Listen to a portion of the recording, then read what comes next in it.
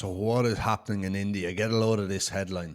Newlywed groom killed by parcel bomb disguised as wedding gift. This sounds like it's going to be a crazy case.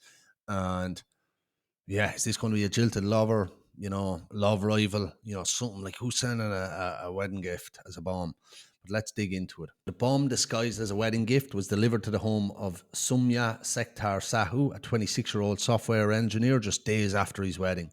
When the couple opened the package, it exploded, killing Sahu and his great aunt and leaving his wife Reema, who opened the package, critically wounded.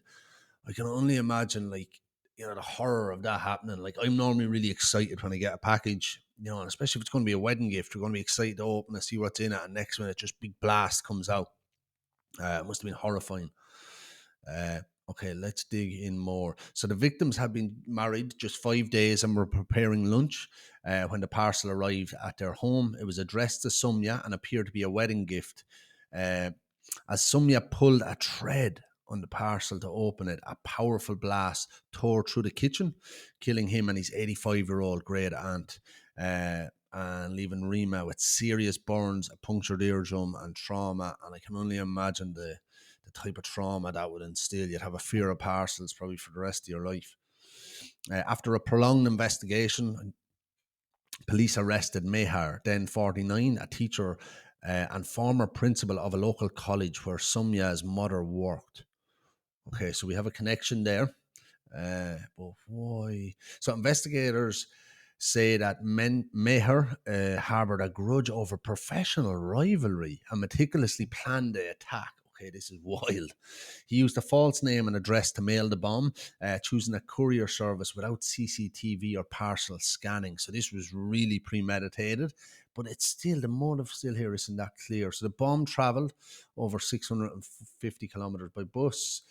Okay, the parcel carrying the explosive bore a fake name, and that fake name was S.K. Sharma from Raipur. Weeks passed with no clear suspects. Investigators scoured thousands of phone records and interrogated over 100 people, including one man who had made a threatening call after Reema's engagement, but nothing stuck. So what is the motive? So, okay, then in April, an anonymous letter reached the local police chief who claimed the bomb had been sent under the name of R.K. Shinha, not Sharma, and cryptically mentioned motives of betrayal and money. So the plot thickens here. The letter claimed 3 men had undertaken the project and were now beyond police reach. Why are they beyond police reach? Are they dead? It cited the groom's betrayal and money. Okay, scorned lover, property disputes. Okay, there's loads of different accusations flying around. The letter turned the investigation, however. A police officer who had headed the crime branch noticed that the handwriting on the parcel's receipt had been misread. It did resemble Shinha more than Sharma. Crucially, the letter writer seemed to notice something only the sender would have known.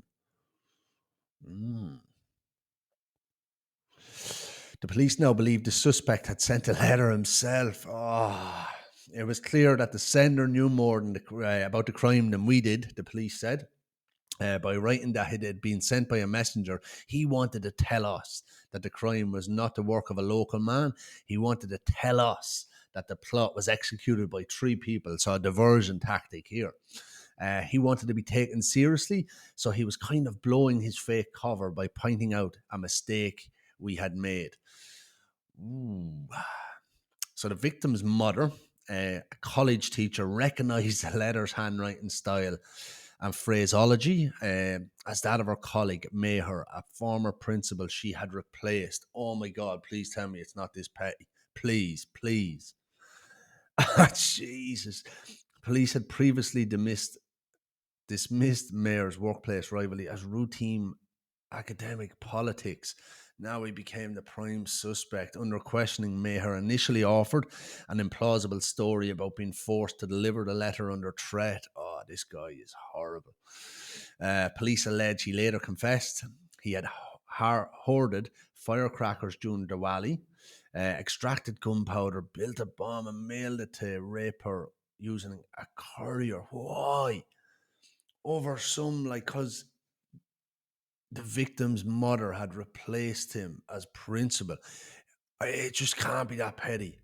He alleged he left his phone at home to create an alibi and avoided CCTV by not buying a train ticket. He even attended both the victim's wedding and funeral. Oh my God. This is just wild. I don't know if it's just the most extreme pettiness I've ever heard or if it's just an absolute psycho. But that case has just gone on in India. And yeah, it was 7 years trying to catch this guy. They eventually got him. And hopefully he will be put away for life because that is just wild. To be that petty, and then there's just a newly married couple to send, like, at the level of sickness here reminds me of that. I think there was a Netflix show where someone was mailing stuff like that as well before, but this is particularly disgusting behavior. Jesus, okay. Stay tuned anyway. More videos dropping this week.